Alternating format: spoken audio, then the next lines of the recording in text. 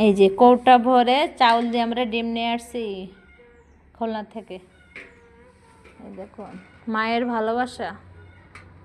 একটা ডিমও নষ্ট হয়েছে কি না সেটাই এবার দেখার পালা। মিশকাত নামাচ্ছে, ওর নানু ডিম পাঠিয়েছে তো খুব সাবধানভাবে ডিম নামাচ্ছে। যে আমাদের দেশে এইভাবে চাউল দিয়ে ডিম দেয়, আর হচ্ছে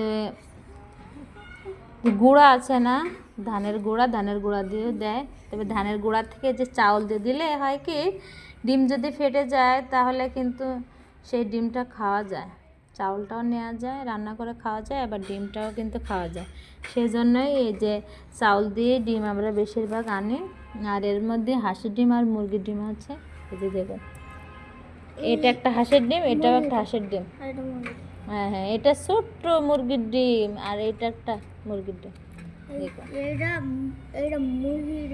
এটা হাঁসের ডিম, এটা হাঁসের ডিম।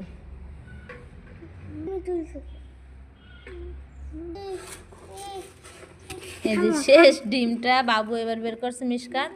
আর এই যে কয়টা ডিম দেখুন ফাটছে, এই যে একটা ফাটছে, একটা ফাটছে, এইটা বেশি ফাটছে, এটা আর এটা, তাহলে 4টা ডিম ফাটছে। এখানে মোট কয়টা ডিম এবার গুনবো।